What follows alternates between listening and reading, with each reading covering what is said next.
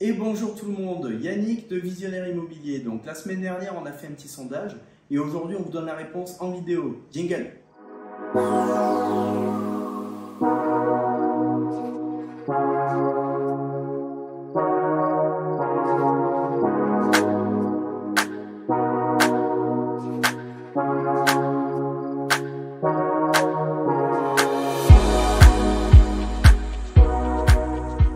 Alors, comme je vous le disais, donc le sondage comportait plusieurs points et les réponses qui sont le plus revenues en avant, c'est comprendre la fiscalité, donc visiblement c'est ce qui vous pose le plus de problèmes. Et effectivement, c'est un milieu assez complexe, vous allez le voir tout à l'heure. Ensuite, trouver le bien, donc c'est la deuxième chose qui vous pose problème visiblement, et gérer vos travaux.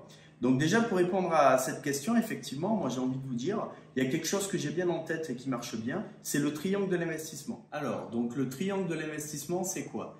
La première branche, donc qui est la base, c'est le bien immobilier. Donc bien entendu, vous l'avez certainement souvent entendu, on dit que c'est la règle des 3 E. Les 3 E, c'est quoi? C'est emplacement, emplacement, emplacement. Donc moi je vous invite fortement à faire de très bonnes recherche au niveau de votre secteur et de faire une très bonne étude de marché. Pourquoi? Parce que l'emplacement il est primordial pour faire un bon investissement. Okay.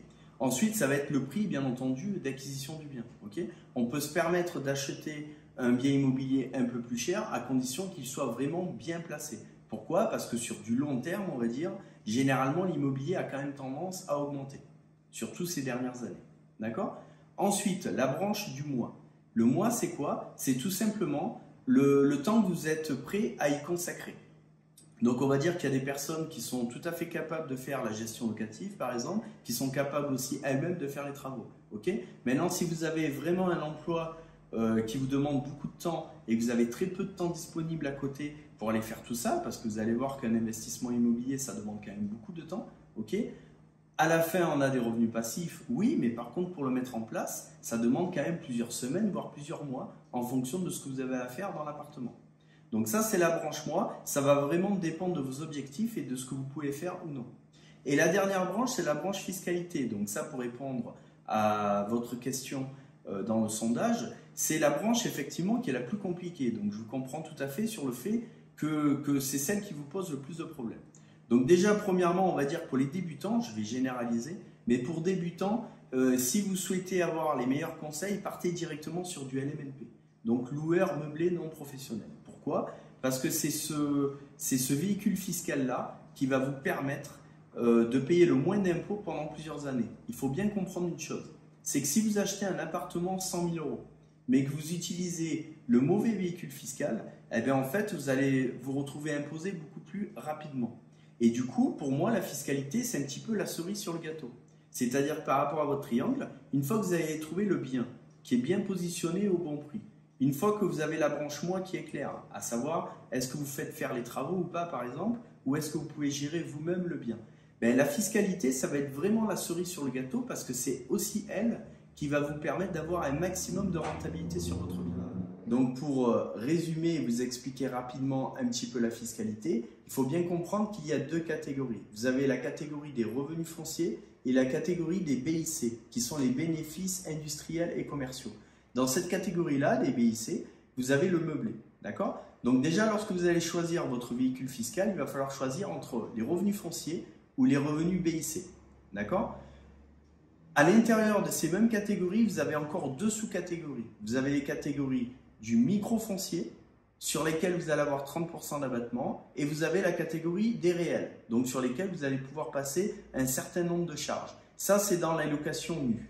Ensuite, si vous faites de la location meublée, vous allez pouvoir choisir dans la catégorie du micro-BIC, donc c'est un forfait aussi, mais qui lui est de 50%, ou alors de choisir la catégorie du réel. Donc on va dire que si vous avez beaucoup de travaux, dès le départ, c'est beaucoup plus intéressant de partir sur du meublé et de partir directement dans la catégorie des BIC au réel. Tout simplement pourquoi? Parce que vous allez pouvoir passer tout un tas de charges et surtout bénéficier de l'amortissement. Donc en gros, le régime BIC, ça reste le meilleur des deux mondes entre les revenus fonciers et comme un système d'entreprise un petit peu grâce à ce système de charges et d'amortissement. Alors comme vous le voyez, la fiscalité, ça reste quand même un domaine très complexe sur lequel il faut apprendre beaucoup de choses. Okay. Donc du coup, il faut bien comprendre la différence déjà dans ces deux catégories-là, le revenu foncier et le BIC. comme je vous l'ai dit, et moi c'est ce que je vous conseille de faire, c'est de partir au moins au début de vos investissements sur la catégorie des BIC. Et ensuite, il y a tout un tas de montages aussi possibles à faire lorsque l'on fait des montages en société. Mais ça, c'est un autre pan de la fiscalité. D'accord? Donc, à savoir qu'on est en cours de finalisation d'une formation complète là-dessus. Donc là, je ne peux pas répondre à toutes vos questions comme ça par vidéo. Mais en tout cas, n'hésitez pas à les poser un petit peu au fur et à mesure dans le club des visionnaires. Et j'essaierai de vous apporter un maximum de valeur et de conseils là-dessus. Donc, j'espère que cette vidéo vous aura plu. N'oubliez pas de partager notre groupe à votre entourage, à des investisseurs ou autres. Et surtout, n'oubliez pas aussi de liker et de vous abonner à notre chaîne YouTube. Je vous remercie. Allez, bonne journée. Ciao, ciao.